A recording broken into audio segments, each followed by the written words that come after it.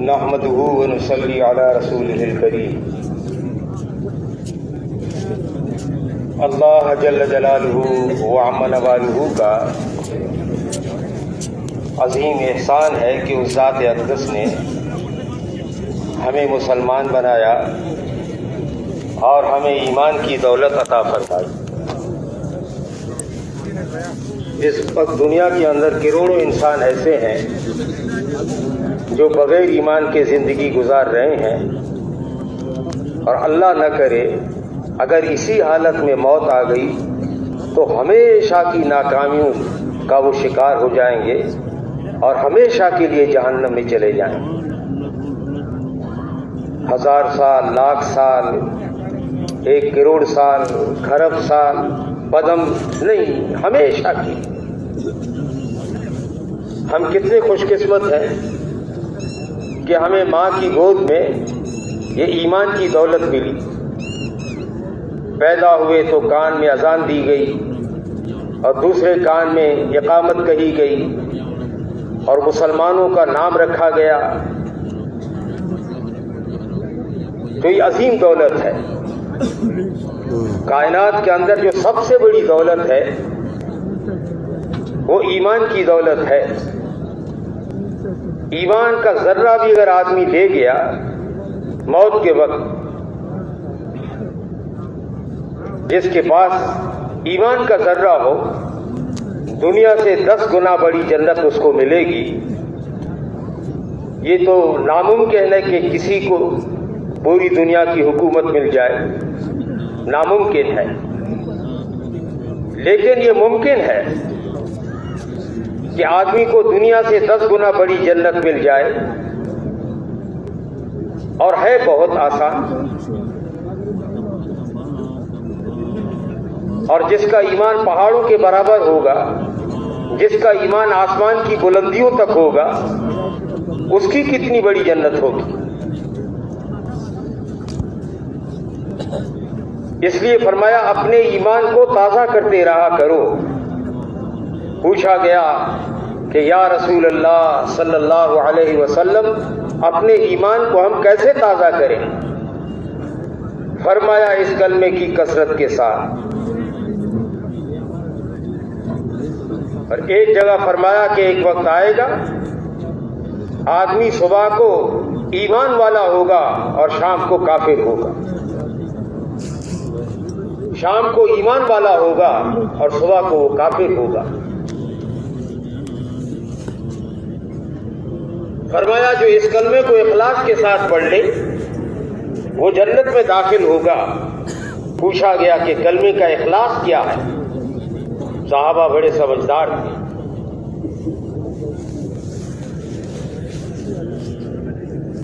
جس آدمی کے دل میں جس چیز کی اہمیت ہو، جس چیز کا مقام ہو، تو اس کا ذہن بھی اسی طرف جاتا ہے، اس کی نگاہ بھی اس طرف جاتی ہے۔ جیسے ایک مثال آپ نے بار بار سنی ہو، ایک درخت ہے، اب لکڑہارا جو کارپینٹر ہوتے ہیں، انگریزی میں کارپینٹر کہتے ہیں اور وہ اردو میں بڑھئی کہتے ہیں۔ اب اس درخت کی لکڑی کو وہ پہچان لے گا، یہ کس قسم کی لکڑی ہے، اس کی قیمت کیا ہے۔ جن کا حکمت کا کام ہو وہ اس کے پتے اور اس کے پھول ان کو دیکھے گا۔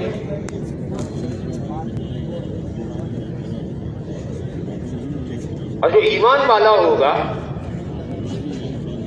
اس کی سوچ ہی الگ ہوگی کہ دیکھو یہ درخت کے پتے ہیں، ان کی ہر جتنی رگیں نظر آتی ہیں باریک ایک ایک پتے پہ، اور اللہ جل شانہ کی عجیب شان ہے کہ دنیا کے اندر جتنے بھی درخت ہیں لاکھوں کی تعداد ہزاروں کی تعداد میں ہوں گے، ایک پتا دوسرے پتے سے ملتا نہیں ہے۔ ان باریک شاخوں کے اندر اس جڑ کے اندر سے پانی پہنچانے والا کون ہے؟ ناریل کا درخت ہے،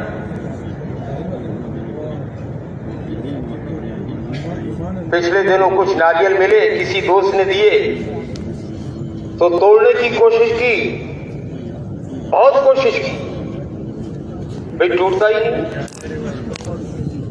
اتنے سخت ناریل میں میٹھا، شفاف اور لذیذ اور صاف پانی پہنچانے والا کون ہے؟ وہ اللہ ہے۔ یہ سارا غیبی نظام ہے۔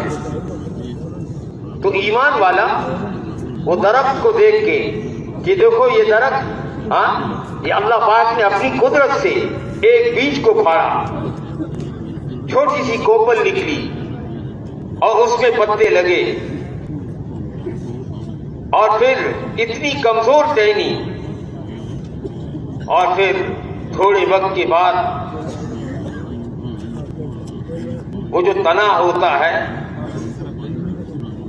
کمزور ٹہنی، ایک بچہ بھی ہاتھ سے اس کو اکھیڑ دے، لیکن جب اللہ پاک اس تنے میں قوت دیتے ہیں تو 10 20 50 آدمی بھی مل کے اس کو اکھاڑ نہیں سکتے۔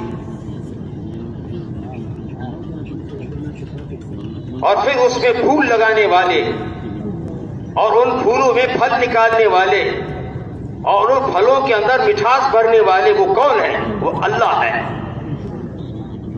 اب ایمان والا جو درخت کو دیکھے گا فوراً اس کی نگاہ اللہ جل شانہ کی طرف جائے گی۔ فرمایا کہ یہ کلمہ معرفت بھی ہے اور یہ کلمہ عبدیت بھی ہے۔ عبدیت یعنی کلمے کے مطابق زندگی گزرے، ہم کچھ نہیں، ہمارا کچھ نہیں، اے اللہ آپ سب کچھ ہیں، سب آپ کا ہے۔ جب کسی کا انتقال ہوتا ہے نا، خبر سنتے ہی آدمی کہتا ہے انا للہ و انا الیہ راجعون،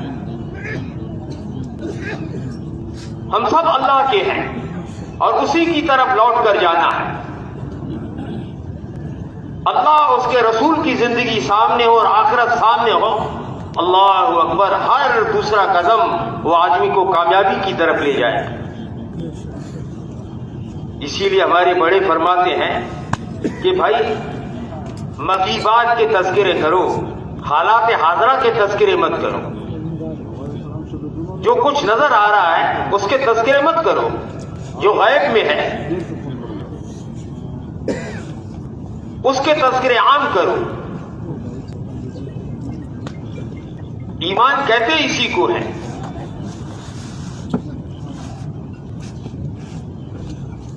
کہ اللہ جل شانہ اور اس کے رسول علیہ الصلوۃ والسلام نے جو خبریں دی ہیں ان خبروں پہ پکا یقین ہو۔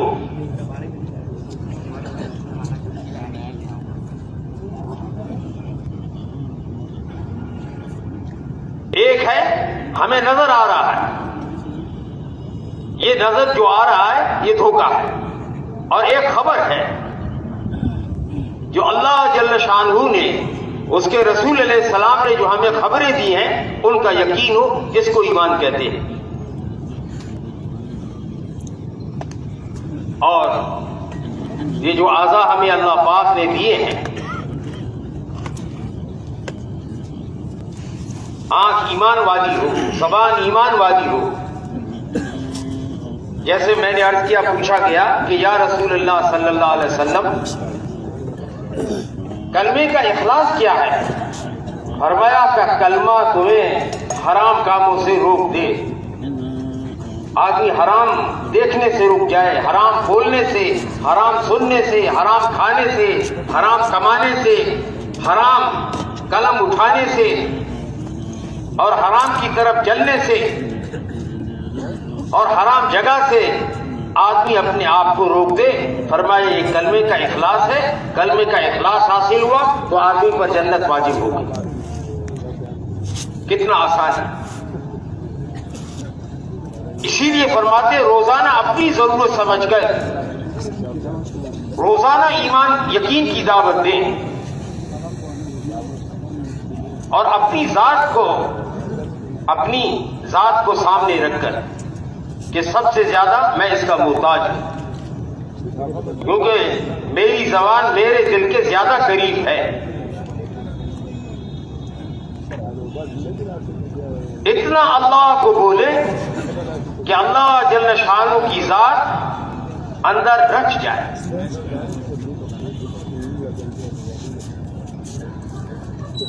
یہ دل، یہ اللہ پاک کی، اللہ پاک کسی جگہ سما نہیں سکتے سوائے مومن کے دل میں. کیا وہ شاندار دل ہوگا جس میں اللہ پاک کی ذات ہو. وہ گزر فرماتے تھے ات تو ہی تو جہاں دیکھو اللہ نظر آئے. روٹی سامنے رکھی ہوئی ہے. امام حسن بصری رحمۃ اللہ علیہ فرماتے ہیں کہ پہلا لقمہ اٹھا کے کہو یا واسی المغفرہ، اے وسیع مغفرت والے. کیا معنی ہے؟ بسم اللہ الرحمن الرحیم پڑھنے کے بعد پہلا لقمہ اٹھاتے ہی فوراً اپنے گناہوں کی طرف نگاہ اور اللہ پاک کی نعمت کی طرف نگاہ کہ میرے گناہ اتنے ہیں، میں اس قابل ہوں کہ یہ روٹی میرے سامنے رکھی. اس کے پیچھے کتنی بڑی محنت ہے. کس نے اس کو اگایا، کس نے اس کی حفاظت کی، کس نے اس کی کٹائی کی، کس نے یہ گندم جمع کی، اور کس نے اس کو پسوایا، اور کس دکان میں اس کو پہنچایا، اور پھر اس کو کس نے پکایا، کس نے گوندا، کس نے پکایا، اور یہ روٹی میرے سامنے رکھی ہوئی. پھر بھی آدمی کھا نہیں سکتا. کتنے مریض ہیں جو ترستے ہیں سالہ سال کہ روٹی کھا نہیں سکتے. ان کے بارے میں ڈاکٹروں نے کہا کہ آپ محلول پانی والی چیز، آپ محلول چیز پانی والی چیز پی سکتے ہیں بس. اور آپ منہ کے راستے سے بھی نہیں کھا سکتے. ایک نلکی لگائی جاتی ہے یا ناک کے راستے سے یا براہ راست معدے میں داخل کر کے کہ اب اس کا سارا راستہ بند ہو گیا، یہ ایک لقمہ اندر لے جا نہیں سکتا. لقمہ اندر بھی چلا گیا، اللہ نہ چاہے نگل نہیں سکتا، اللہ نہ چاہے یہ ہضم نہیں کر سکتا. دیکھا نہیں، اللہ پاک کا ارادہ نہ ہو آدمی کھاتے ہی کہہ کر جاتا.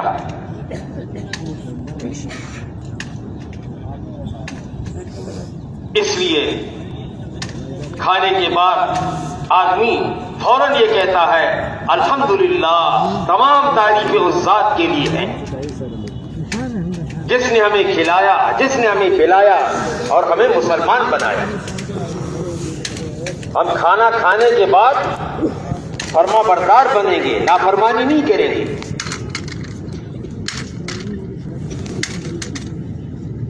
نیند سے اٹھے فوراً یہ دعا پڑھ لی، تمام تعریفیں اس ذات کے لیے ہیں جس نے ہمیں جگایا. آج اللہ نہ جگائے تو آدمی اٹھ نہیں سکتا. کتنے لوگ ہیں اٹھتے ہیں تو پتہ چلا ایک ہاتھ ایک پیر کام نہیں کر رہا.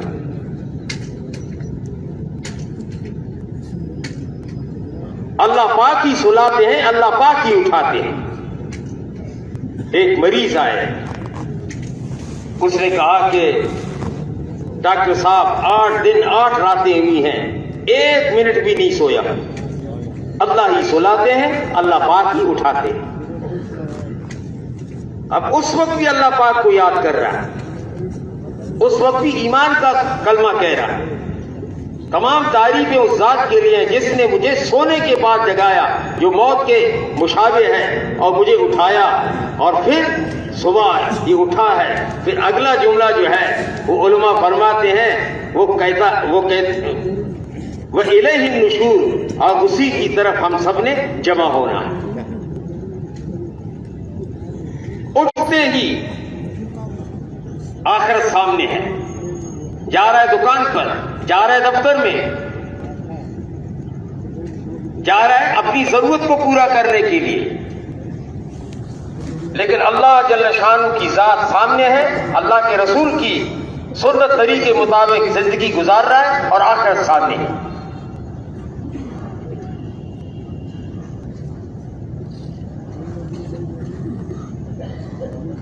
بار بار حاجی عبدالوہاب صاحب رحمہ اللہ کوئی شاید ایسا بیان ہو جس میں حاجی صاحب نے یہ نہ فرمایا ہو وہ اللہ پاک سے ہوتا ہے، اللہ پاک کے غیر سے نہیں ہوتا۔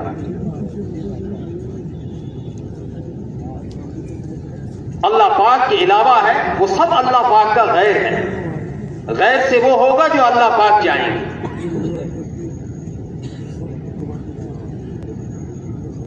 عبداللہ بن عباس رضی اللہ عنہ فرماتے ہیں میں چھوٹا تھا، اونٹنی پہ اللہ کے رسول علیہ السلام نے مجھے سواری پر بٹھایا اور فرمایا، اللہ کے رسول علیہ السلام اس لیے فرماتے ہیں کہ باپ کے ذمے ہے اولاد کو پہلے ایمان سکھائے، شوہر کے ذمے ہے پہلے ایمان سکھائے۔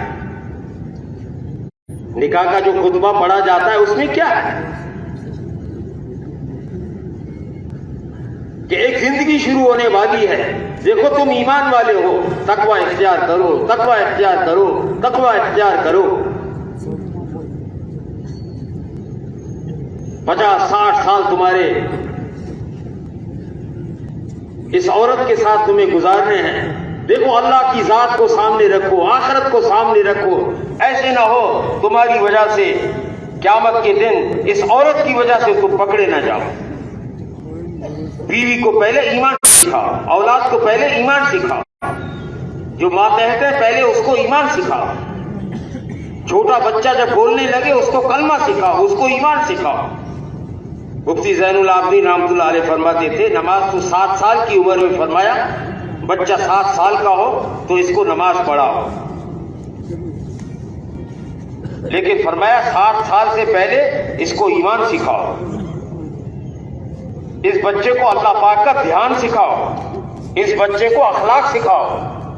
پھر 7 سال کا جب بچہ ہوگا ایمان بھی یہ سیکھ چکا، یہ اخلاق بھی سیکھ چکا، یہ اللہ پاک کا دھیان بھی سیکھ چکا، اب اس کو نماز پڑھاؤ۔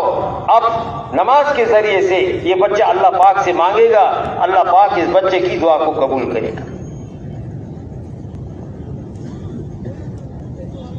امام مالک رحمۃ اللہ علیہ کے پاس مدینہ منورہ کے کچھ لوگ آئے، امام مالک رحمۃ اللہ علیہ نے ان سے پوچھا کہ تمہارے ہاں بچوں کی تربیت کس عمر میں کی جاتی ہے؟ تو انہوں نے کہا کہ ہمارے ہاں جب بچہ 40 دن کا ہوتا ہے تو اس وقت ہم بچے کی تربیت کرتے ہیں، 40 دن کا۔ امام مالک رحمۃ اللہ علیہ نے فرمایا انا للہ و انا الیہ راجعون، بچے کی تربیت تو پہلے دن سے کرنی چاہیے۔ بچہ جو دیکھتا ہے وہ کرتا ہے، جو سنتا ہے وہ بولتا ہے۔ پاکستان کی کسی زبان کا بولنے والا پیدا ہوا، آپ 5 سال تک کسی عرب کے ہاں ان کو بٹھا دیں، 5 سال کے بعد وہ کون سی زبان بولے گا؟ جی عربی۔ اس کا باپ کسی اور زبان کا، اس کی ماں کسی اور زبان کی، لیکن بچہ وہ عربی بولے کیونکہ اس نے سنی عربی ہے۔ تو پہلے سننا ہے، ایمان کے بول سننے ہیں اور ایمان کے بول بولنے ہیں۔ جہنم میں جب لوگ ڈالے جائیں گے اللہ ہم سب کی حفاظت فرمائے، ان سے کہا جائے گا کیا تمہارے پاس ڈرانے والے نہیں آئے؟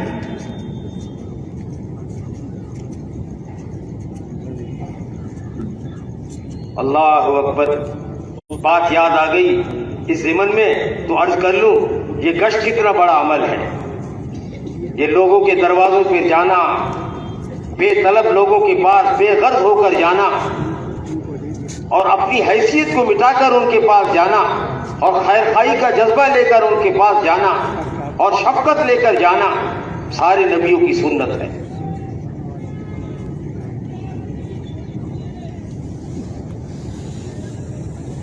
کیونکہ انبیاء علیہ السلام کے بعد یہ پوری امت، حضور علیہ السلام کے بعد یہ پوری امت اس کام کی ذمہ دار ہے۔ ہم یہاں جو شب جمعہ میں جمع ہوتے ہیں، میرے محترم بھائیو دوستو، ایک کام کو سیکھنے کے لیے جمع ہوتے ہیں۔ حاج صاحب اکثر فرماتے تھے رحمہ اللہ کہ بھائی حضور علیہ السلام کی محنت کا ہم محنتی بنے۔ آپ کی محنت کیا تھی؟ سب کا رخ اللہ پاک کی طرف پھر جائے۔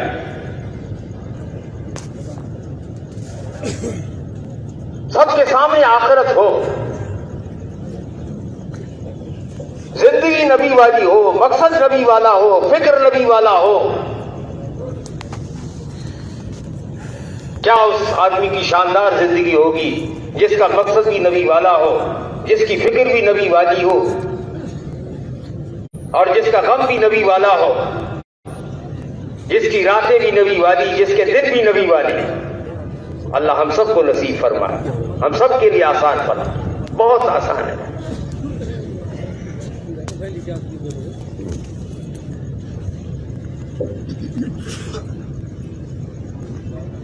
تو فرشتے ان سے کہیں گے کیا تمہارے پاس گھرانے والے نہیں آئے؟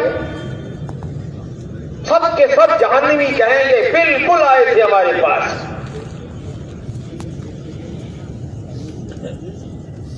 مجھے مولا یوسف صاحب رحمۃ اللہ علیہ کی بات یاد آئے، اللہ پاک ان کی قبر کو نور سے بھر دے۔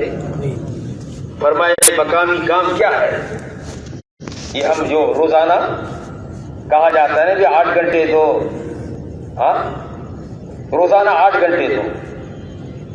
کئی ملکوں میں جماعتیں جاتی ہیں، وہ کہتے ہیں بھائی یہاں 2.5 گھنٹے کی بات مت کرو، 8 گھنٹے کی بات کرو۔ البتہ جو آدھا گھنٹہ دے اس کی بھی قدردانی کی جائے، جو 15 منٹ دے اس کو بھی حقیق نہ سمجھا جائے۔ 3 دن سے 10 دن دو، چلے سے 3 چلے کر لو۔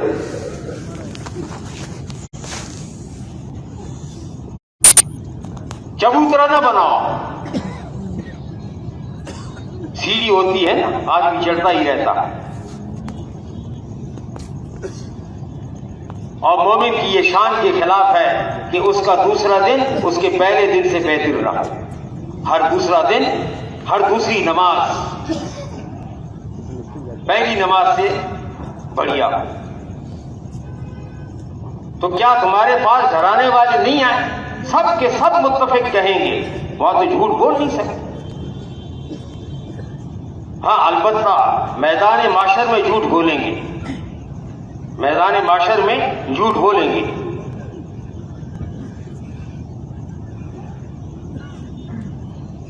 جب ان سے کہا جائے گا تمہارے پاس ڈرانے والے آئے تھے، خوشخبریاں سنانے والے آئے تھے، تو وہ جھٹلائیں گے نہیں۔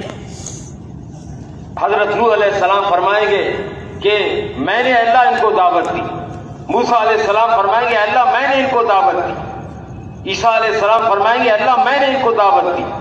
ابراہیم علیہ السلام فرمائیں گے میں نے ان کو دعوت دی۔ ان کی امتیں جھٹلائیں گی،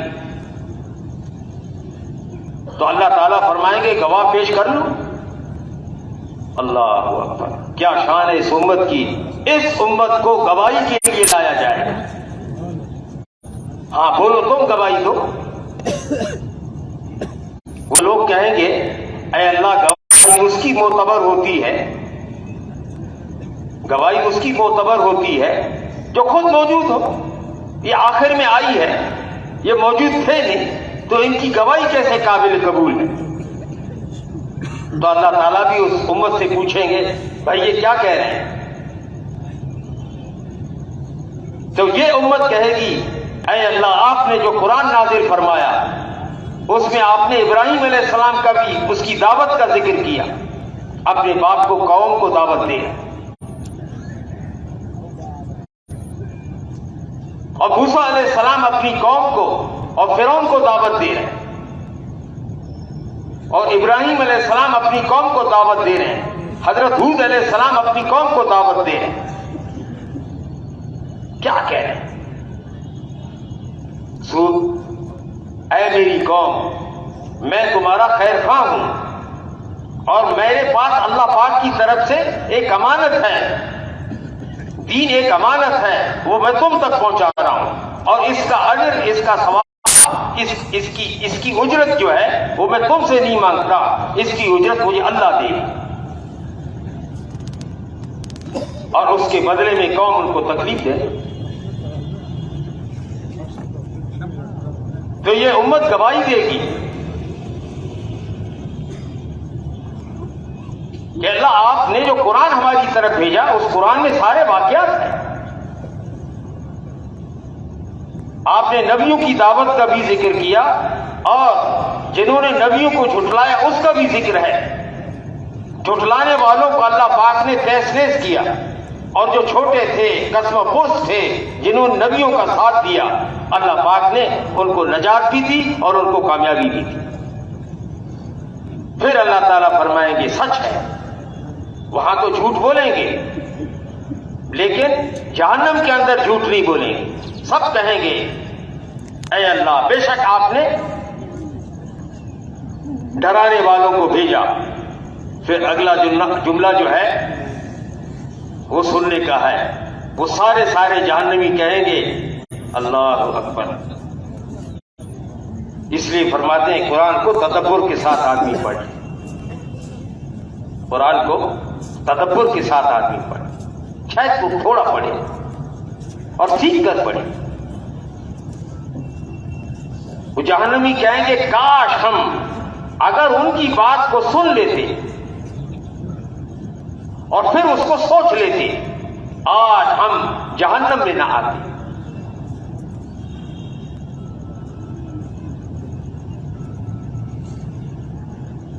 ایمان کی بات کو سننا ہے اور پھر اس بات کو دوسروں تک پہنچانا ہے، اس پر اللہ پاک کیا دیں گے؟ ایک بزرگ نے یعنی علماء فرماتے ہیں کہ نبی تمہارا نگران ہے اور تم سارے انسانوں کے نگران ہو، نبی تمہارا نگران ہے۔ نگران کس کو کہتے ہیں؟ جو اس بات کی کوشش کرتا ہے کوئی چیز باہر سے اندر نہ جائے، اندر سے باہر نہ آئے، غلط یقین اندر نہ آئے، غلط اخلاق اندر نہ آئے، جہالت کی جگہ علم اندر آئے، غفلت کی جگہ اللہ پاک کا دھیان اندر آئے، رذائل بری خصلتیں ان کی جگہ خصائل اچھی عادتیں اندر پیدا ہو، جو آنے کی چیزیں ان کو چھوڑا جائے اور جو نکالنے کی چیزیں ان کو نکالا جائے۔ بقول مفتی صاحب کے کہ دیکھو اندر گند پھیل رہا ہے، اس کو نکالو۔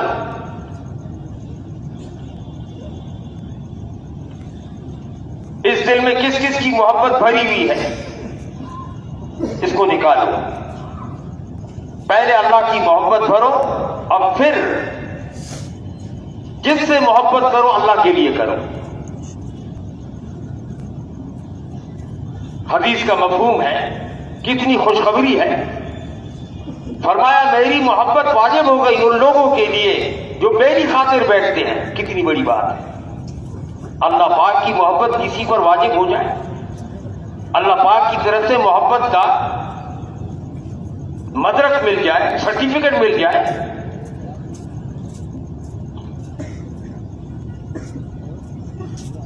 اور میری محبت واجب ہو گئی ان لوگوں کے لیے جو میری خاطر ایک دوسرے سے محبت کرتے ہیں۔ اللہ کے لیے محبت کرنا میری زبان کا نہیں، میری قوم کا نہیں، میری نسل کا نہیں، میرے رنگ کا نہیں، میرا رشتہ دار بھی نہیں، لیکن یہ ایمان والا ہے، ایمان کی نسبت سے اس سے میں محبت کروں گا۔ یہ عالم ہے، علم کی وجہ سے اس سے محبت، یہ حافظ ہے، حفظ کی وجہ سے اس سے محبت، یہ اذان دینے والا ہے، اذان بڑا عمل ہے، اس کی وجہ سے اس سے محبت، اور اس کا مقام دل میں ہو. جب آدمی کے دل میں علم کی اہمیت ہوگی تو پھر آدمی عالم کے سامنے اٹھے گا, کھڑا ہوگا, استقبال کرے گا.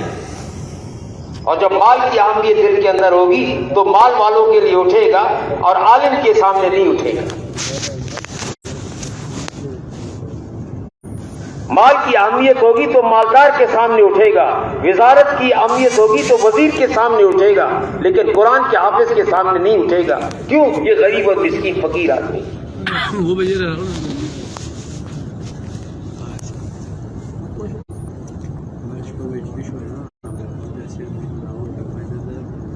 جب علم کی اہمیت ہوگی, علماء کی قدر اندر ہوگی, تو پھر اللہ پاک ہماری نسلوں میں علماء پیدا فرمائیں.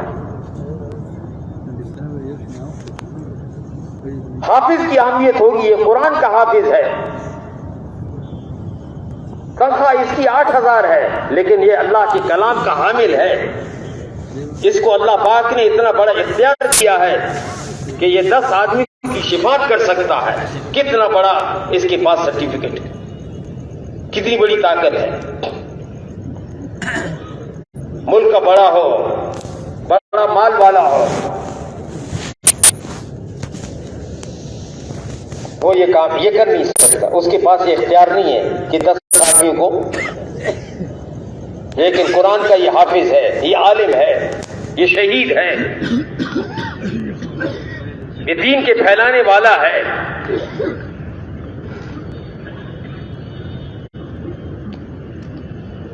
تو ہم یہاں میرے محترم بھائیو دوستو ایک محنت کو سیکھنے کے لیے آئے. مولانا یوسف صاحب رحمۃ اللہ علیہ فرماتے تھے کہ اس کام کے ذریعے چاہا جا رہا ہے, یہ جو تبلیغ کا کام ہے, اس کام کے ذریعے یہ چاہا جا رہا ہے کہ امت دوبارہ اس مقام پر آ جائے جس مقام پر امت کو حضرت محمد صلی اللہ علیہ وسلم چھوڑ کر گئے. کیا وہ شاندار مقام تھا صحابہ کا. ہاتھ اٹھانے کی دیر تھی اور بادلوں سے پانی برستا تھا. ہاتھ اٹھاتے تھے, بنجر زمین سے پانی نکلتا تھا. لیکن ہاتھ اٹھانے سے پہلے انہوں نے اپنی نماز کو بنایا, اور نماز سے پہلے انہوں نے 3 محنت کی. اپنے علم کو ٹھیک کیا, اللہ والا علم حاصل کیا, اس میں مسائل اور فضائل دونوں کا علم ہے, اور اللہ پاک کا دھیان حاصل کیا. یہ نماز سے پہلے کی 3 محنتیں ہیں. پھر ہاتھ اٹھانے کی دیر ہوتی تھی. اللہ اکبر. ایک صحابی ہے نعمان بن مقر,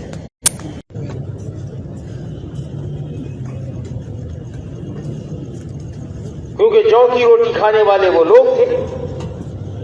جب ملک شام میں آئے تو گندم کی روٹی باری, تو وہ سمجھ گئے کہ بھائی یہ ہاتھ صاف کرنے کی چیز ہے. دنیا کے لحاظ سے وہ دنیا کو نہیں جانتے تھے, لیکن یہ جانتے تھے اللہ پاک کی مدد کب اترتی. جماعت کے امیر ہیں, فرمایا جب پہلی دفعہ میں اللہ اکبر کہوں تم سب وضو کر لینا, اور دوسری دفعہ اللہ اکبر کہوں تو پھر سب تم تیار رہنا, اور جب تیسری مرتبہ اللہ اکبر کہوں تم سب حملہ کرنا. اور تیسری دفعہ کہنے میں دیر ہو گئی. کچھ لوگ کہنے امیر صاحب اس میں تاخیر. فرمایا تمہیں پتہ نہیں, مجھے وہ وقت پتا ہے جس وقت اللہ پاک کی مدد اتری. مجھے وہ وقت معلوم ہے.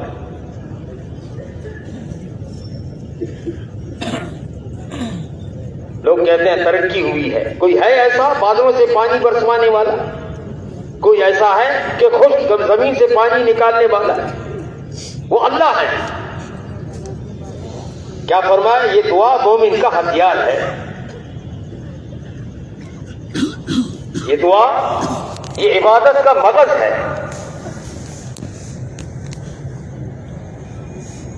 اور حضرات نے اپنے ایمان پر, اپنی نماز پر اور ذکر پر، عمل پر محنت کی۔ مولانا ظاہر شاہ رحمۃ اللہ علیہ فرماتے تھے صحابہ نے اعمال کو غالب رکھا، وہ کہاں پہنچ گئے؟ ہر عشاء کی نماز کی تعلیم میں یہ جملہ روزانہ فرماتے تھے، صحابہ نے اعمال کو غالب رکھا اور وہ کہاں پہنچے، اور ہم خواہش پر چلے کہاں پہنچے۔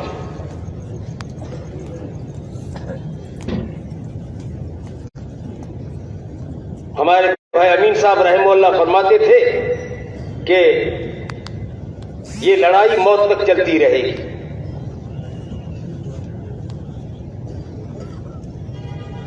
حکم کی اور نفس کی۔ جس نے اپنے ایمان پہ محنت کی ہوگی وہ حکم کو پورا کرے گا، خواہش کو توڑ دے گا۔ کیا فرمایا کہ جنہوں نے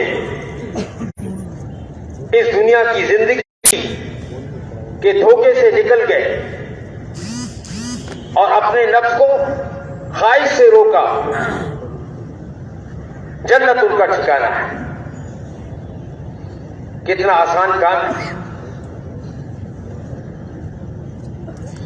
تو حضرت جی رحمۃ اللہ علیہ فرماتے تھے کہ اس کام کے ذریعے چاہا جا رہا ہے کہ امت دوبارہ اس مقام پر آ جائے۔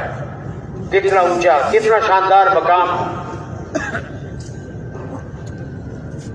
بقول مفتی زین العابدین رحمۃ اللہ علیہ کے کہ دنیا میں ایسا استاد نہیں جو اللہ کے رسول علیہ السلام تھے، اور شاگرد بھی کیا شاندار تھے، صحابہ تھے۔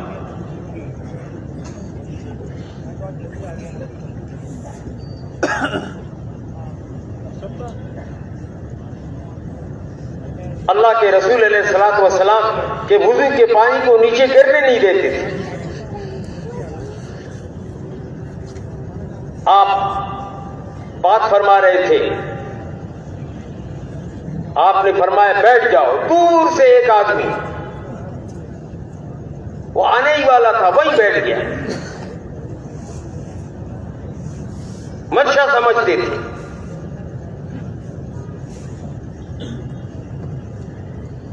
صرف یہ پوچھا کہ یہ قبہ کس نے بنایا ہے؟ جو موجود تھے انہوں نے فرمایا یہ ایک انصاری صحابی کا ہے۔ بس جب ان تک یہ خبر پہنچی، اس صحابی تک کوئی تعویل نہیں کی، فوراً اس قبے کو توڑ دیا۔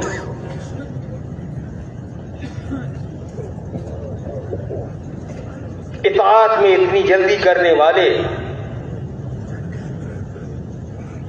وہ ایک بادشاہ نے بھیجا ایک وفد کہ دیکھو بھائی، کمزور قسم کے لوگ، بھوکے لوگ اور نہتے لوگ یہ غالب آ رہے ہیں، وجہ کیا ہے؟ تو وہ آئے اور انہوں نے تحقیق کی اور بادشاہ تک پہنچے۔ انہوں نے کہا کہ بادشاہ صاحب، یہ دن کو روزہ رکھنے والے ہیں اور راتوں کو اللہ پاک کے سامنے رونے والے ہیں، اور ان کے ہاں ان کے نبی کا اتنا مقام ہے کہ اس کے وضو کے پانی کو نیچے نہیں گرنے دیتے۔ حکم تو دور کی بات ہے، اللہ کے رسول کی منشا کو سمجھنے والے ہیں۔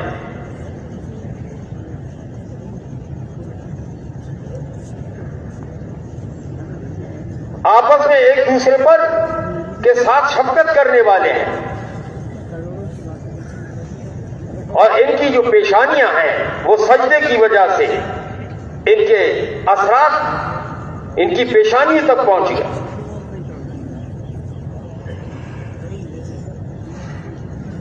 ساری صفات صحابہ کی بتائی۔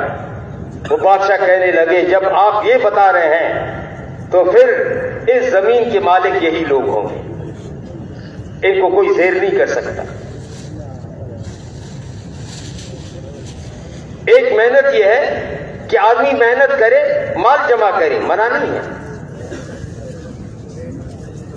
اس مال کے اپنے احکامات ہیں۔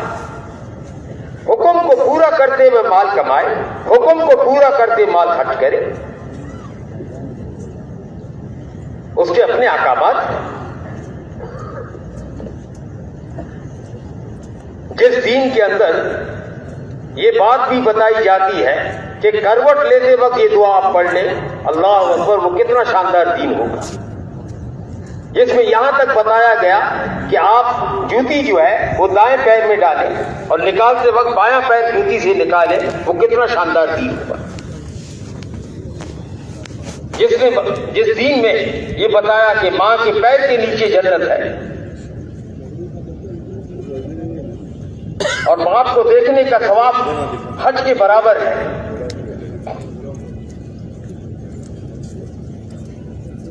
اور جس نے ہمیں یہ بتایا کہ جو ہمارے علماء کی قدر نہ کرے، جو ہمارے بڑوں کا احترام نہ کرے، جو ہمارے چھوٹوں پر شفقت نہ کرے، وہ ہم میں سے نہیں. کیا وہ شاندار زندگی ہے.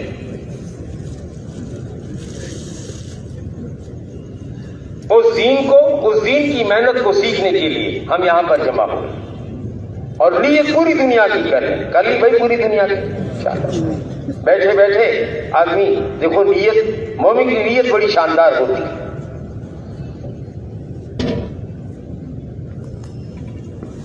مومن کی نیت بڑی شاندار ہوتی ہے. نیت پر بھی اجر و ثواب ملتا ہے. کتنی بڑی کریم ذات ہے وہ.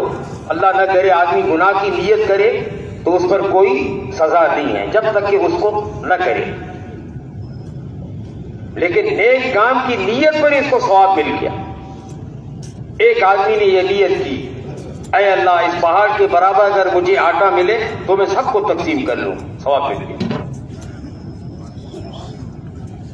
مومن کی نیت اس کے عمل سے بہتر ہے، اس لیے کہ آدمی عمل ایک وقت میں ایک عمل کر سکتا ہے اور اپنی استطاعت کے مطابق عمل کر سکتا ہے. رکوع میں تو یہ سجدہ نہیں کر سکتا اور سجدے میں ہے تو یہ رکوع نہیں کر سکتا.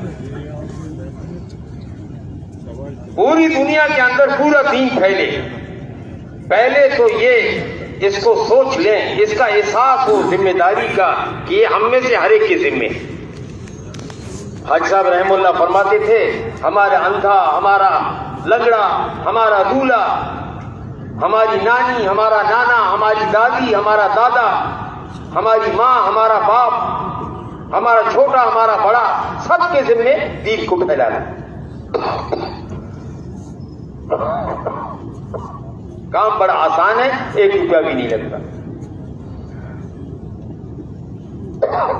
روزانہ آدمی ایمان و یقین کی دعوت دے اور دعوت کو تقویت پہنچانے کے لیے تعلیم کے حلقوں میں بیٹھے، مسائل کو بھی سیکھے اور فضائل کو بھی سیکھے. مسائل کو انفرادی طور پر علماء سے معلوم کرے اور علماء سے فضائل کو بھی سیکھے اور تعلیم کے حلقوں کے اندر فضائل کو سیکھے. مولانا الیاس صاحب رحمۃ اللہ علیہ کے ملفوظات میں ہے کہ دعوت کے 2 پر ہیں، ایک علم ہے اور ایک ذکر ہے. یہ تینوں چیزیں ساتھ ہیں. دعوت کا نور دعوت سے ملے گا، ذکر کا نور ذکر سے ملے گا، تعلیم کا نور تعلیم سے ملے گا، دعا کا نور دعا سے ملے گا اور نماز کا نور نماز سے ملے گا. قیامت کے دن پوچھا جائے گا کہ اس کے اعمال کے اندر نفلیں بھی ہیں. اگر فرضوں میں کمی نکلی تو نفلوں کو تولا جائے، اعمال تولے جائیں. قیامت کے دن اعمال کا وزن ہوگا. اعمال کی گنتی نہیں ہوگی، وزن ہوگی اور وزن بقدر اخلاص ہوگا. اور اعمال کی حفاظت اخلاص کے ذریعے سے ہے. نماز بن گئی اور روزہ قابل قبول ہو گیا، لیکن کسی کے اگر اخلاق ٹھیک نہیں ہے، کسی کو دھوکہ دیا، کسی کا مال کھایا، کسی کی زمین دبائی، بہنوں کا حق ادا نہیں کیا، بیوی کا حق ادا نہیں کیا، کسی کو تھپڑ مارا، کسی پر ظلم کیا، اللہ اکبر، قیامت کے دن اس کے بنے ہوئے سارے اعمال اس کو دیے جائیں. بنی ہوئی نماز لے گیا، بنے ہوئے روزے لے گیا، بنا ہوا حج عمرہ لے گیا، بنے ہوئے اعمال لے گیا، لیکن اخلاق ٹھیک نہیں کیے. یہ سارے دوسروں کو دیے جائیں.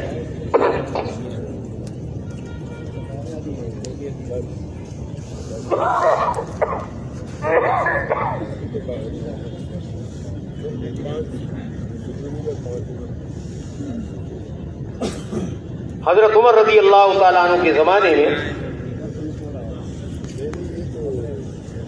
ایک علاقے کے گورنر آئے, حاکم فیروز دیلمی رضی اللہ تعالیٰ عنہ. تو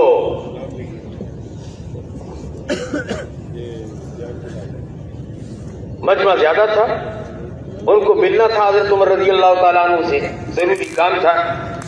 جلدی میں اس نے ایک نوجوان کو ایک تھپڑ مارا اور اندر داخل ہوئے. فارغ ہو گئے. جب جوان گئے اندر, انہوں نے شکایت کی کہ فلاں نے مجھے تھپڑ مارا ہے. تو حضرت عمر رضی اللہ تعالیٰ عنہ نے پوچھا کہ اکیلے مارا لوگوں کے سامنے؟ فرمایا لوگوں کے سامنے. بلایا, کہا فیروز بیٹھ جاؤ, گورنر ہے. تم نے کیا ان کو تھپڑ مارا؟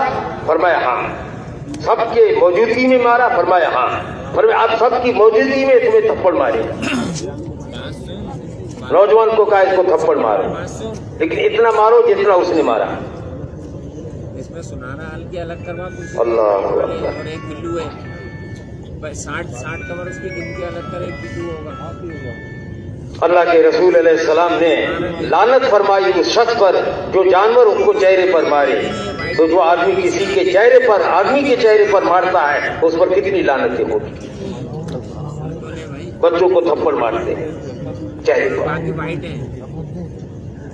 جانور پہ جو تھپڑ مارے جانور کو, اللہ کے رسول علیہ السلام نے اس پہ لعنت فرمائی. ایک صحابی سے فرمایا کام اس سے زیادہ لیتے ہو اور کھانا اس کو کم دیتے ہو, یہ اونٹ تمہاری شکایت کر رہا ہے. یہ اخلاق کیا؟ جانور کا حق ادا کرو. ایک نیک عورت نے ایک بلی کو تکلیف دی, اس کو جہنم میں پہنچایا گیا. ایک غلط عورت نے ایک کتے کو پانی پلایا, اس کو جنت میں پہنچایا گیا.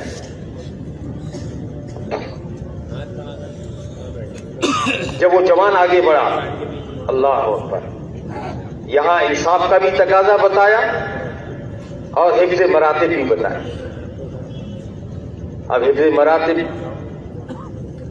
کے معنی یہ ہے کہ بھئی یہ عالم ہے, یہ بہت پرانا ہے, یہ بزرگ ہے, یہ سفید ریش ہے. علماء نے تو باقاعدہ 40 سال سے عمر کے فضائل بدلائے ہیں. علماء سے آپ پوچھ لیں کسی وقت, 40 سال کی عمر میں یہ ملے گا, 50 سال کی عمر میں یہ, 60 سال کی عمر میں یہ, 70 سال کی عمر, 80 سال کی عمر. فرمایا جب 90 سال آدمی کی ہو جاتی ہے تو اللہ تعالیٰ فرماتے ہیں میرا قیدی ہے, اگر یہ گناہ بھی کرے اس کا گناہ مت لکھو.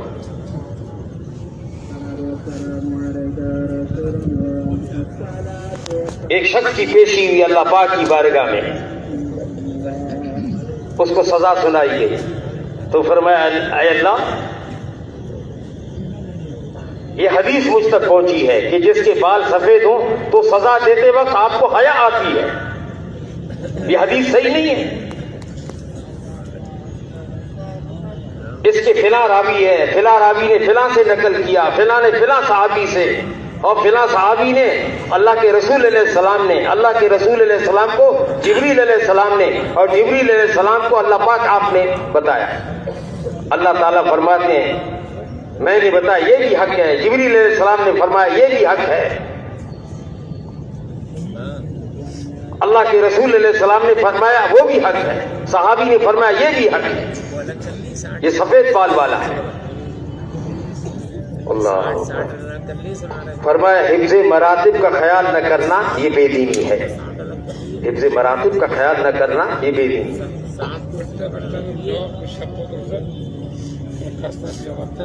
میں پہلی صف میں کھڑا ہوں, پیچھے دیکھا ایک عالم کھڑا ہے, اس کا اکرام کر کے اگلی صف میں اس کو جگہ دے دی تو ثواب مل گیا. پہلی صف کا بھی مجھے مل گیا کہ میں پہلے آیا تھا, لیکن وہ عالم جو علم کی محنت میں لگا ہوا تھا وہ تھوڑی تاخیر سے پہنچا.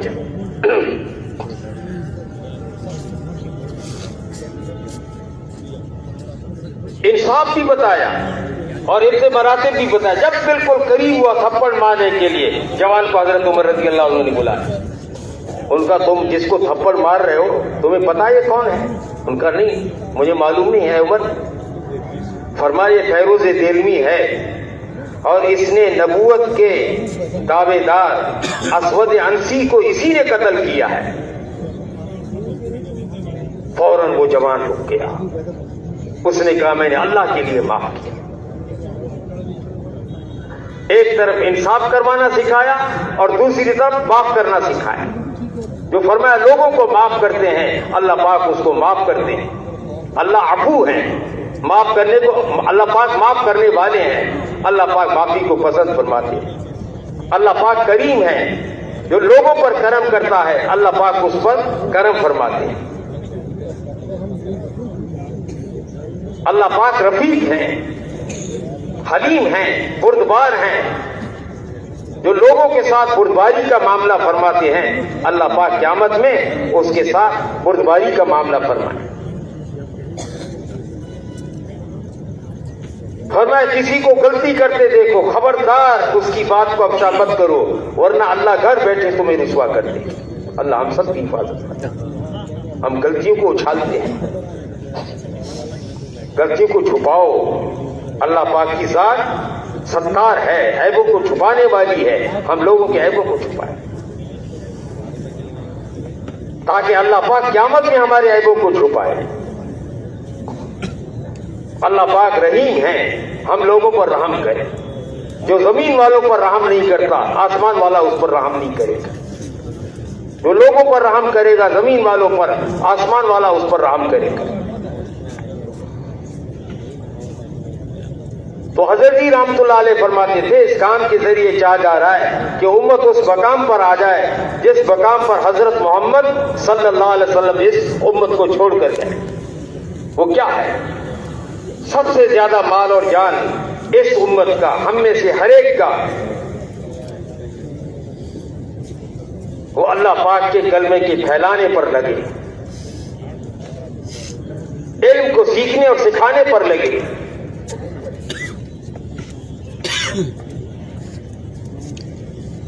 ذکر, عبادت, نماز اور دعا اور اعمال کے پھیلانے پر لگے, نبی کے اخلاق کے سیکھنے اور اخلاق کو پھیلانے پر لگے.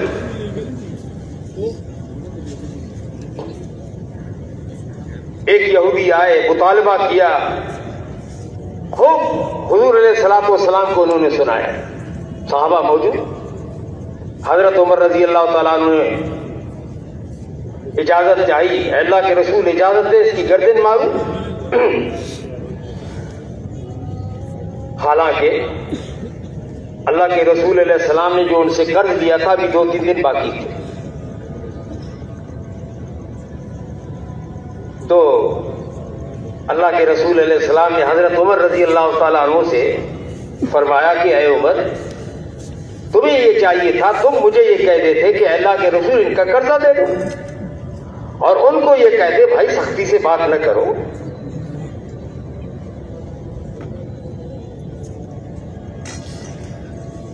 اور جو تم نے ان سے سختی سے بات کی ہے, ایک تو جو میرے ذمے اتنا تھا اتنا ان کو دے دو, جو میرے ذمے تھا مجھے دینا تھا اتنا دے دو, اور اس سے دوگنا اس لیے دو کہ تم نے اس سے سختی کے ساتھ کیوں بات کی.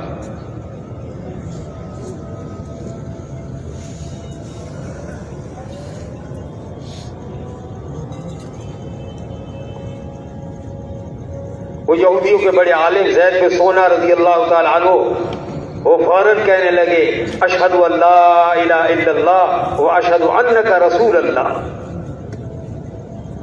بے شک اللہ کے سوا کوئی معبود نہیں اور آپ اللہ کے رسول ہیں. فرمایا اللہ کے رسول علیہ السلام میرے ماں باپ آپ پر قربان ہو, میں تو آزمانے کے لیے بات میں نے کی تھی کہ نبی کے ساتھ جتنا آدمی غصہ زیادہ کرے نبی کی بردباری اتنی زیادہ بڑھتی ہے. تو جب ہم نبی والا کام کر رہے ہیں اللہ کرے ہمارے اندر یہ خوبیاں پیدا ہوں۔ کہنے والا جتنا ہمیں سنا ہے، امام ابو حنیفہ رحمۃ اللہ علیہ کو کسی نے گالیاں دی،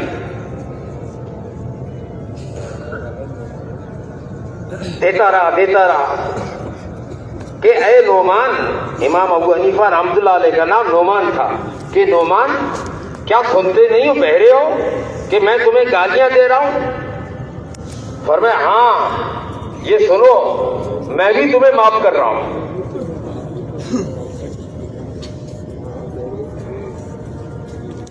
ایک بزرگ کو کسی نے اتنا بڑا طعنہ دیا، یہ یہاں ممبر پر بیٹھنے کے میں بیٹھا ہوں، بڑوں کی جگہ ہے، وہ بات بھی نہیں کہی جا سکتی، ایک الزام لگایا، اس نے کہا نہیں بھائی، ابھی تک وہ لوگ زندہ ہیں جو میرے ماں باپ کے نکاح میں موجود تھے، ناراض نہیں ہوئے۔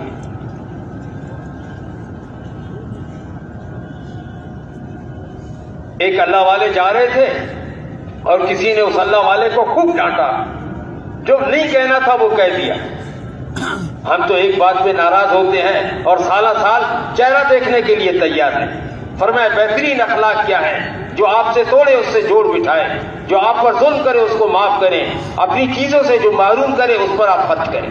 یہ نبی والے اخلاق ہیں۔ 13 سال جس نبی نے مشقت اٹھائی، جن صحابہ نے مشقت اٹھائی، ہمارے بزرگ لکھتے ہیں سیرت کی ایک کتاب میں کہ 13 سال میں درندے بھی جا کے رات کو سوتے تھے، اور سانپ اور بچھو بھی جا کے دن میں وہ اپنے بلوں کے اندر سو جاتے تھے۔ بلکہ کیا وہ لوگ تھے نہ جن کو رات کو آرام آتا تھا، ان کی پٹائی ہوتی تھی، نہ رات کو ان کو چھوڑا جاتا تھا۔ 13 سال گزرے، جب فتح مکہ ہوا، ایک شخص نے اس کی زبان سے یہ نکلا کہ آج کا دن وہ بدلے کا دن ہے۔ اسی لیے کہتے ہیں پہلے سوچو پھر بولو، کیا کہنا چاہیے۔ ہاں یہی زبان ہے، اس سے آدمی ایک جملہ کہتا ہے کہ میں نے قبول کر لیا، وہ اس کے حق میں آ جاتی ہے۔ اور اللہ نہ کرے یہی ایک شخص یہ کہہ دے کہ بھئی میں 1 2 3 50 سال 60 سال گھر کے اندر رہنے والی 8 10 بچوں کی ماں، وہ حرام ہو جاتی ہے۔ یہی زبان کا جملہ ہے۔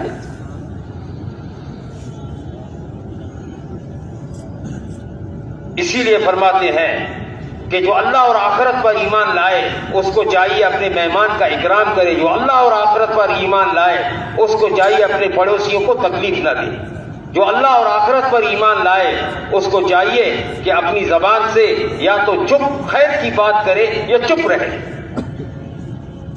جو ہو رہا ہے اس کے تذکرے نہ کرے، غیب کے تذکروں کو عام کرے۔ جنت ہے، جہنم ہے، جنت کی نعمتیں ہیں، جہنم کے عذاب ہیں۔ جہنمی کا ایک داڑ احد پہاڑ کے برابر ہوگا۔ اللہ ہم سب کی حفاظت فرمائے۔ جو 7-8 میل ایک داڑ ایک داڑ، اس کا سر کتنا بڑا، اس کا قد کتنا بڑا ہے۔ اللہ کے رسول علیہ السلام ایک مجلس میں تشریف فرما تھے، ایک دھماکہ ہوا۔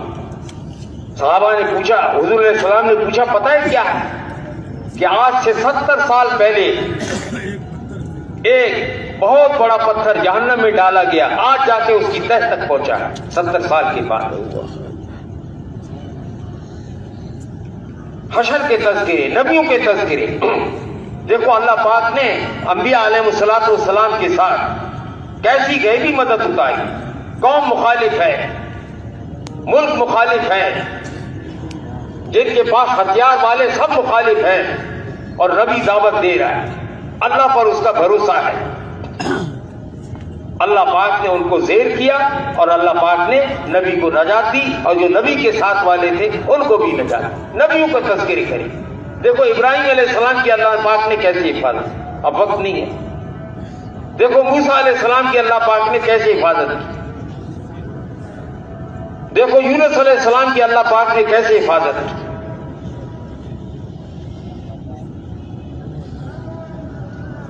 تو فرمایا کہ مال و جان سب سے زیادہ دعوت پر لگے، تعلیم اور تعلم سیکھنے اور سکھانے پر لگے، ذکر، عبادت، نماز، دعا ان چیزوں پر لگے، اور نبی کے اخلاق سیکھنے اور سکھانے پر لگے۔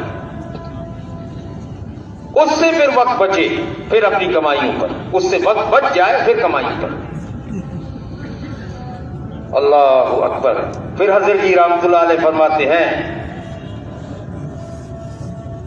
کہ ہم نے نبی والی ترتیب کو پلٹ دیا، نبی والی ترتیب کو پلٹ دیا، سب سے پہلے کمائی کو رکھا۔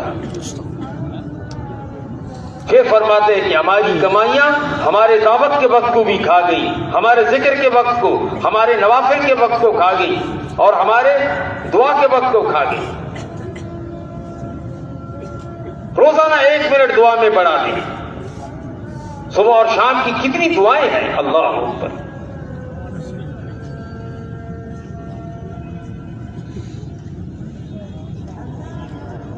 حفاظت کی دعا، نجات کی دعا، جنات سے حفاظت کی دعا، دشمن سے حفاظت کی دعا، ظالم بادشاہ سے حفاظت کی دعا، بیوی بچوں کے فرما بردار ہونے کی دعائیں۔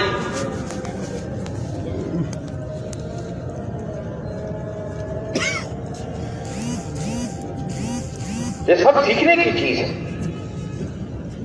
اللہ کے رسول علیہ السلام نے اس کی تعلیم دی کہ سجدے میں نفل میں جب جاؤ تو سبحان ربی الاعلیٰ، تو ہم تو بھائی 3 مرتبہ، 5 مرتبہ، 7 مرتبہ، 11 مرتبہ، 19 مرتبہ، 21 مرتبہ، پھر اب نفل سجدہ ہے، اب فرمایا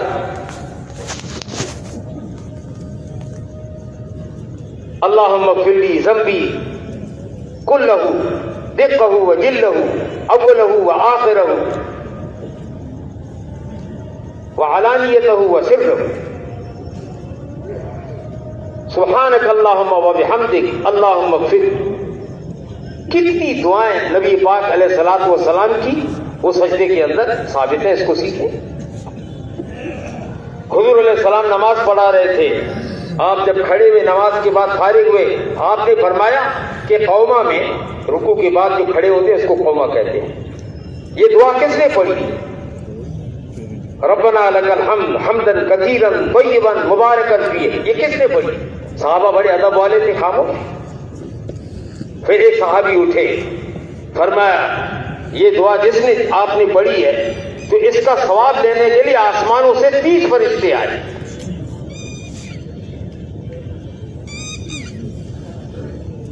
وضو کے دوران سبحانک اللہم وبحمدک استغفرک واتوب الیک جو پڑھ لی،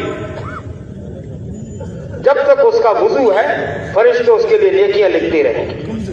باوضو آدمی مسجد میں انتظار میں نماز کے لیے بیٹھا ہے یا نماز کے بعد بیٹھا ہے، جیسے آپ حضرات تشریف فرما، فرشتے 2 دعا مانگتے ہیں، اللہ ان کو معاف کر، اے اللہ ان پر رحم کر۔ کتنا بڑا انعام ہے، فرشتے دعا مانگتے۔ مسجد سے آپ باہر نکل رہے ہیں، آپ کیا پڑھ رہے ہیں؟ اے اللہ میں آپ سے سوال کرتا ہوں آپ کے فضل کا اور آپ کی رحمت کا۔ جس کو اللہ کی رحمت مل گئی، جس پر اللہ کا فضل ہوا، کیا خیال ہے اس کے کام بگڑیں گے؟ مسجد میں داخل ہو رہا ہے، اے اللہ آپ نے رحمت کے دروازے مجھ پر کھول دیے۔ اس لیے علماء فرماتے ہیں مسجد میں جب آؤ تو کئی نیتیں کر کے آؤ۔ میں اللہ پاک سے ملاقات کرنے کے لیے جا رہا ہوں، میں اللہ پاک کا مہمان بننے کے لیے جا رہا ہوں، میں دین سیکھنے کے لیے جا رہا ہوں، میں مسلمانوں کی زیارت کے لیے جا رہا ہوں، میں تعلیم کے حلقوں میں بیٹھنے کے لیے جا رہا ہوں۔ پتہ چلا کوئی بیمار ہے، اس زمانے میں پتہ چلا کوئی نہیں آیا تو یا تو بیمار ہوگا، مسجد میں نہیں آیا، میں اس کی عیادت کروں گا، اور کوئی دین کا تقاضا ہو اس کو پورا کرنے کے لیے میں مسجد میں جا رہا ہوں، کیونکہ مسجد غنی کا گھر ہے، میں اللہ پاک سے لینے کے لیے جا رہا ہوں۔ اس لیے مسجد سے جو آواز لگ رہی ہے حی علی الصلاۃ حی علی الفلاح، آؤ نماز کی طرف، آؤ کامیابی کی طرف، جن نقشوں میں تم کامیابی سمجھ رہے ہو کامیابی اس میں نہیں ہے، کامیابی اب حکم کو پورا کر رہے ہو۔ اب نماز سے فارغ ہو کے بھی جہاں تم جا رہے ہو وہاں حکم پورا کرو، دفتر میں جا رہے حکم کو پورا کرو۔ क्लिनिक में जा रहे हुक्म को पूरा करो, कपड़ा सीने जा रहे हुक्म को पूरा करो, जमींदारी पर जा रहा हो, तिजारत पे जा रहा है, कारखाने में जा रहा है, हुक्म पूरा करने जा रहा है। क्योंकि उन चीजों से तुम नहीं पलोगे, तुम नमाज से पलोगे, हुक्म पर पलोगे। घर में जा रहे हुक्म को पूरा करने के लिए, बीवी के हक को अदा कर रहे हो इसलिए कि अल्लाह का हुक्म है। और हुजूर अलैहिस्सलाम का तरीका क्या है? फरमाया तुम में बेहतर 2 दफा फरमाया अल्लाह के रसूल अलैहिस्सलाम ने, खैरुकुम, तुम में वो बेहतर है जो अपनी बीवी के साथ इसका सलूक अच्छा हो। बीवी को आदमी मारे,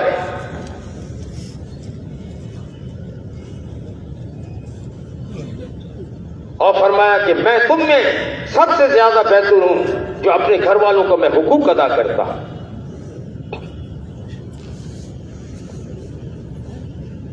हुजूर अलैहिस्सलाम ने एक जिंदगी सिखाई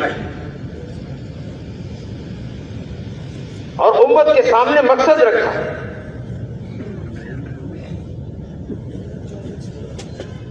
इसलिए आज फिर हजरत जी रहमतुल्लाह अलैह जो आखिरी जुमला फरमाते हैं, वो फरमाते हैं कि उम्मत ने इस काम को नहीं किया, उम्मत ने अगर इस काम को नहीं किया, फरमाया खतरा है कि कहीं क़यामत में इनका शुमार मुजरिमों में ना हो जाए। दावत छूट गई, इल्म छूट गया, जिक्र छूट गया, नमाजें छूट गई, उम्मत कहां तक पहुंची है? एक मुल्क में एक जमात का जाना हुआ, 95% मुसलमान, उनको कलमा नहीं आता है।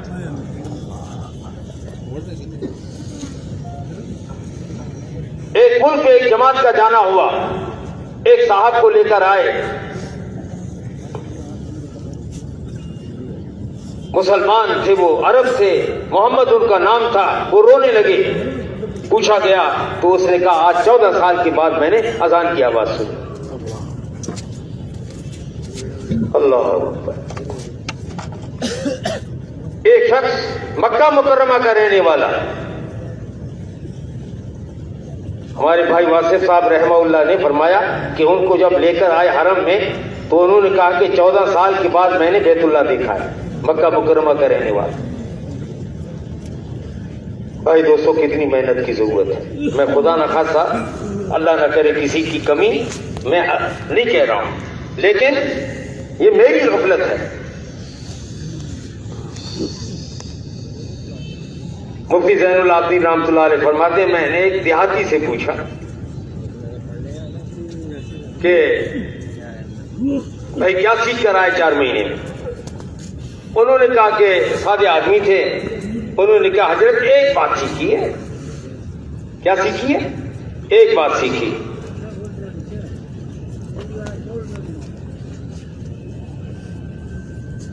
अरे भाई एक बात सीखी, क्या सीखा है? फरमाया हजरत एक बात सीखी है, जिस चीज पे आदमी की जान लगती है उसमें जान आती है। ईमान पे जान लगेगी, ईमान में जान आएगी। इल्म पर जान लगेगी, इल्म में जान आएगी। नमाज पे जान लगेगी, नमाज में जान आएगी।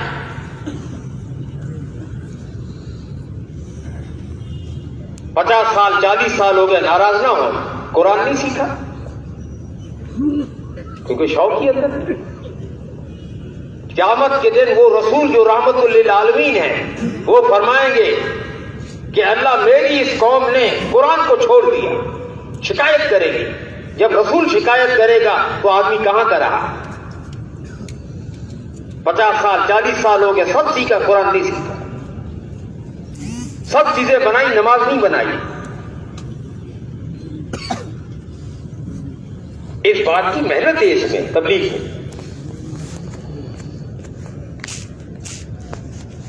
अखलाक में मेहनत होगी, अखलाक में जान आएगी।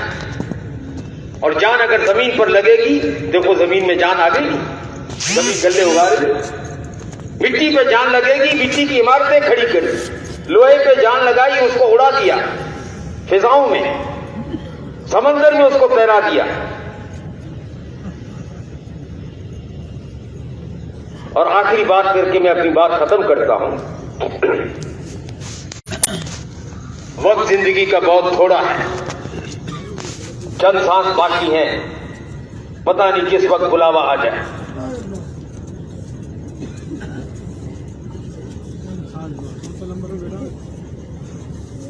ہمارے بزرگ تھے پچھلے دنوں 10:15 بجے، انہوں نے مجھے فون کیا کہ کچھ مہمان آ رہے ہیں اور انشاءاللہ صبح ان کا ناشتہ کروا کے مدنی مسجد بھجوائیں گے۔ اللہ ان کو جزائے خیر دے، ماشاءاللہ کریم آدمی، 100 150 مہمان آتے تھے۔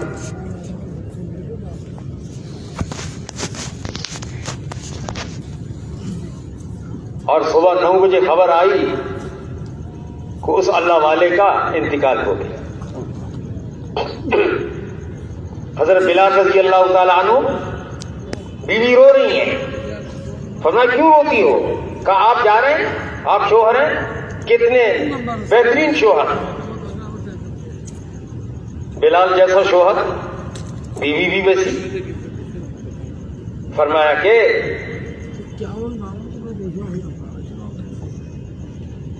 اللہ کے رسول علیہ السلام کے پاس جا رہے ہیں، آج صحابہ کے پاس جا رہے ہیں، عثمان رضی اللہ تعالیٰ عنہ، آخری وقت ہے، فرمایا آپ کی حفاظت کے لیے اب کھڑے ہیں، فرمایا آج اللہ سے ملاقات کا وقت ہے۔ اللہ کے رسول علیہ السلام رات کو خواب میں آئے، فرمایا عثمان افطار ہمارے ساتھ کرنا۔ ایک اللہ والے کا انتقال ہو رہا تھا، اشارہ کیا کہ دیکھو اس کھڑکی کے قریب کوئی گناہ نہ کرنا، یہاں میں نے 12,000 قرآن ختم کی۔ ایک اللہ والے کدھر کی دکان میں داخل ہوئے، گھور گھور کر دیکھ رہے تھے۔ اب دکاندار کہا جناب کیا دیکھ رہے ہیں، کچھ خریدنا ہے بولو؟ کہا میں یہ سوچ رہا ہوں کہ اتنے تم مشغول ہو، تمہاری روح کیسے نکلے گی؟ فرمایا میری فکر نہ کرنا میاں، تم بتاؤ تمہاری روح کیسے نکلی؟ تو کہنے لگے دیکھو ہماری روح ایسے نکلے گی، لیٹ گئے، کلمہ شہادت پڑھا اور رخصت ہو گئے۔ اور وہ عطر فروش جو ہے وہ وقت کے بہت بڑے بزرگ بن گئے۔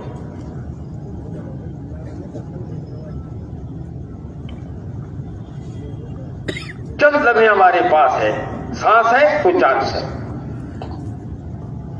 ان قیمتی اوقات کو ہم وصول کر لیں۔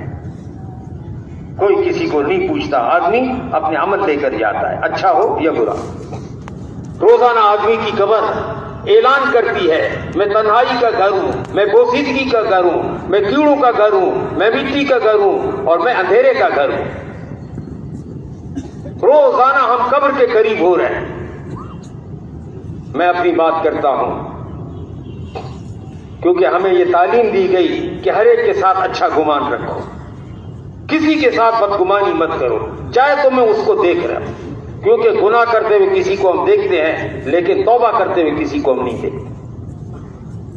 ہم نے کسی کو خدا نخواستہ گناہ کرتے دیکھا، ہمارے دل میں شیطان نے میل ڈال دیا اور فرمایا مومن مومن کے لیے آئینہ ہے۔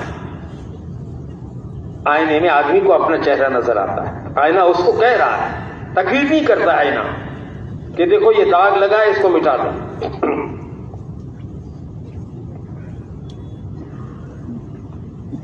آدمی اعلان نہیں کرتا۔ مولانا الیاس صاحب رحمۃ اللہ علیہ فرماتے تھے ایک آنکھ اللہ پاک نے دی ہے اپنی کمیوں کو دیکھنے کے لیے، دوسری آنکھ دوسروں کی اچھائیوں کو دیکھنے کے لیے۔ جس دن ہمیں دوسروں کی اچھائیاں نظر آ گئی اور ہمیں اپنی کمیاں نظر آ گئی تو سمجھ لیں ہماری ترقی شروع ہو گئی، اور جس دن خدا نخواستہ دوسروں کی کمیاں نظر آ گئی اور اپنی اچھائیاں نظر آ گئی، میں فلاں اس دن آدمی تنزل کا شکار ہوتا رہے، اس کو پتہ بھی نہیں چلے گا۔ ایک بول آدمی بولتا ہے، حدیث شریف کے اندر آتا ہے جس کا مفہوم ہے کہ آدمی ایک بول بولتا ہے، ایک آدمی اتنا جنت کے قریب ہے، ایک بالش کے قریب، لیکن زبان سے ایسا بول بولا جس میں دو بھائیوں میں، میاں بیوی میں، دو پڑوسیوں میں، دو رشتہ داروں میں نا اتفاقی ہو گئی۔ اس بول سے فرمایا اللہ اس کو جہنم میں ڈال دیں گے، حالانکہ یہ بہشت کے جنت کے ایک بالش قریب تھا، اور ایک آدمی اپنے عمل کی وجہ سے جہنم کے اتنا قریب، ایک بالش کے قریب، لیکن اللہ اکبر، مرنے سے پہلے اس نے ایسا بول بولا، دو بھائیوں میں، میاں بیوی میں، آپس میں، رشتہ داروں میں صلح ہو گئی،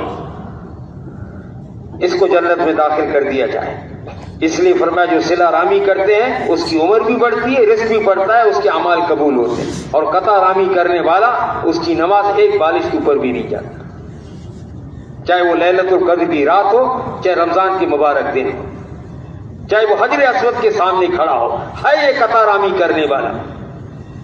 اس نے اپنی بیوی کے ساتھ، اپنے رشتہ داروں کے ساتھ، اپنے بہن بھائیوں کے ساتھ، اپنے پڑوسیوں کے ساتھ اس نے رشتہ توڑا ہے، اس کے سارے عمل ایک بالش اوپر نہیں جائے جب تک کہ توبہ نہ کرے۔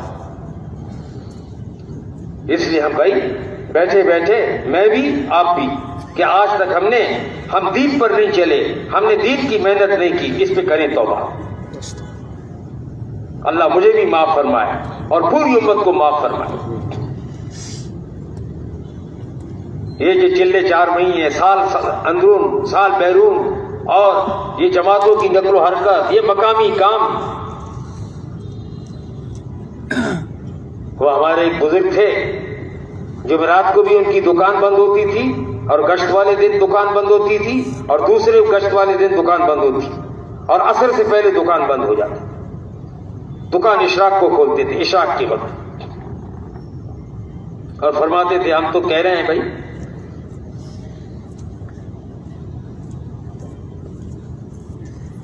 آدمی کا رزق جو ہے وہ اس کے بقدر مقدر ہے، اور دین بقدر مجاہدہ، جتنا مجاہدہ آدمی کرے گا اللہ پاک اس کے اندر اتنا دین، جتنا قربانی دے گا۔ کیا اس امت کی شان ہے، فرمایا تم بہترین امت ہو، اے مسلمانوں تم بہترین امت ہو، کہ تم اچھائیوں کا حکم کرتے ہو، برائیوں سے منع کرتے ہو، اور اس کا علم اللہ پاک کے اس بات کا علم اللہ پاک کے علم ازلی کے اندر مقدر ہو چکا تھا کہ یہ بہترین امت آنے والی۔ تم بہترین امت ہو، اس کی خبر بعض پچھلے نبیوں کو دی گئی۔ اے مسلمانوں تمہاری قربانی پر ایمان، علم، عمل اور تقوی کی شاخیں سرسبز اور شاداب ہوگی۔ کیا امت کی شان ہے جب امت اس کام کو اپنا کام بنائے، نبی والے مقصد کو اپنا مقصد بنائے، دین کو مقدم کرے، دنیا کو پیچھے کرے۔ جو مقدر میں ہے وہ کسی سے چھوٹ نہیں سکتا۔ اور آخری بات اس کی تشریح میں وہ علماء لکھتے ہیں کہ تمہاری قربانی پر علم، ایمان، علم، عمل اور تقوی کی شاخیں سرسبز اور شاداب ہوں گی۔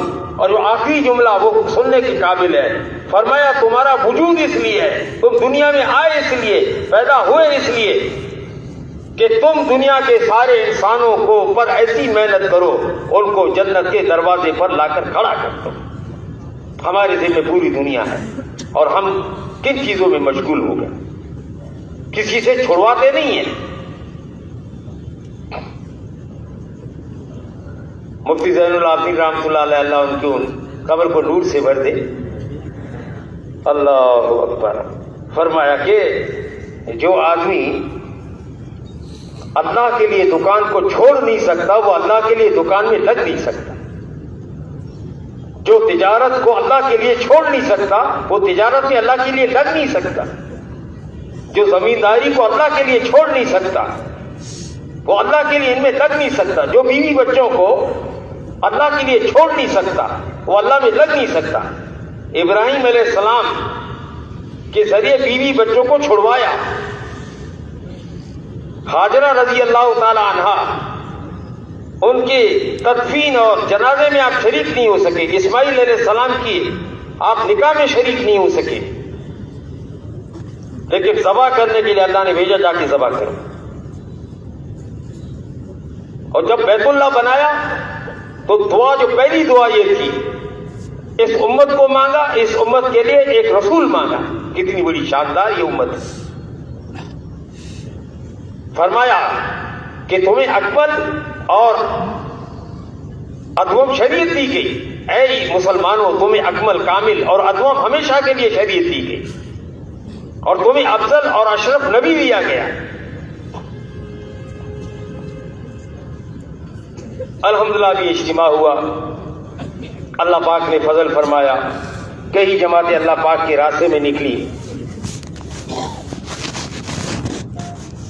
اور کئی لوگ ماشاءاللہ ایک ان کا جذبہ بنا. میں نے ایک مسجد کا پوچھا، مجھے یاد ہے اس مسجد میں اجتماع میں کبھی کوئی 2-4 ساتھی جاتے تھے، تو فرمایا ہمارے 250 ساتھی تھے. تو بھائی اس کو بھی سوچ لیں. اب کیا ہم انتظار میں دوبارہ اسے کسی اجتماع میں آئیں گے؟ جو ان کا جذبہ بنا ہے اس جذبے کو وصول کر لیں. کچھ لوگ کسی وجہ سے اجتماع سے نہیں جا سکے، اب بھی اگر ہم محنت کر لیں اپنے مقام پہ اور ان کی وصولی کر لیں. الحمدللہ ثم الحمدللہ ساتھی ماشاءاللہ محنت کر رہے ہیں اور وصولی کی فکر میں اب بھی لگے. کوئی دعا کے وقت آیا، میرے اپنے سامنے کی بات ہے، دو آدمی، ایک تو پہلے آیا اجتماع میں، کافی عرصہ پہلے کی بات، رائمنڈ کا اجتماع تھا، صرف اجتماع کے لیے آیا، سال کے لیے تیار ہو. اس نے جا کے اپنے دوست کو دعوت دی، اس نے کہا بھی میں بھی چلتا ہوں آپ کے ساتھ، وہ بھی سال کے لیے تیار.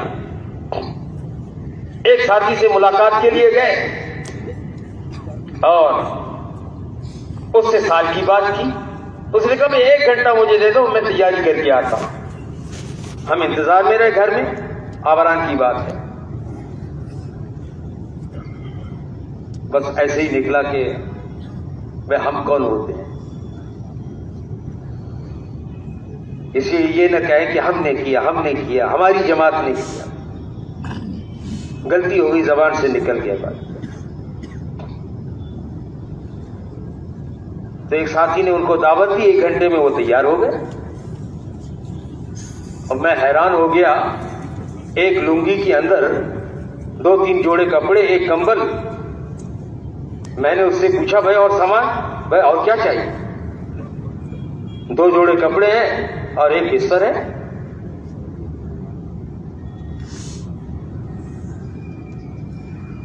نہ تولیہ، نہ صابن، نہ یہ وہ، جیسے منع تو نہیں ہے شہری لوگ کو. 2 جوڑے کپڑے لیے، 1 کمبل لیا، 1 لنگی لے لی اور وہ گردن پہ رکھ کے چل پڑا. 3-4 سال کے بعد ملاقات ہوئی، پھر پوچھنے لگے پھر سال کے لیے جا رہا.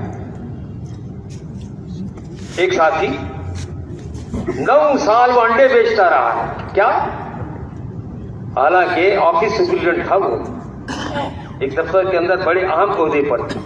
9 سال تک وہ انڈے بیچتا رہا. دفتر سے آتا تھا، عصر سے عشاء وقت دیتا تھا، اور عشاء کے بعد 1-1.5 گھنٹہ وہ انڈے بیچتا تھا. کہا 9 سال میں نے انڈے بیچے ہیں اور اتنے جمع کیے، 7 مہینے کے لیے جا سکتا ہوں. 4 سال کے بعد، 5 سال کے بعد یا 6 سال کے بعد پھر یہاں بدری مسجد میں ملاقات کی.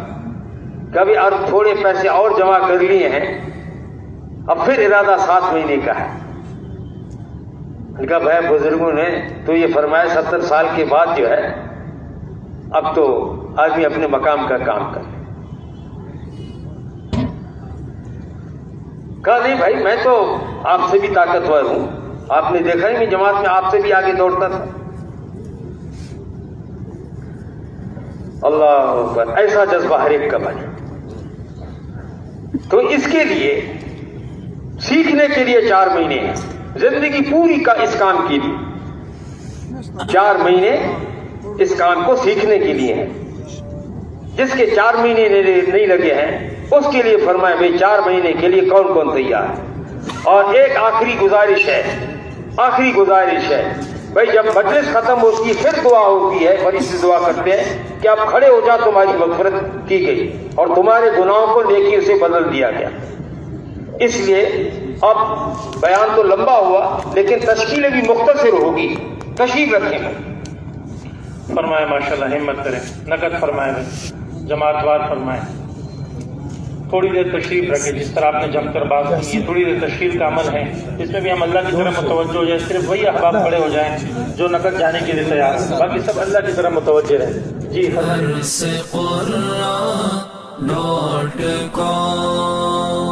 www.darsequran.com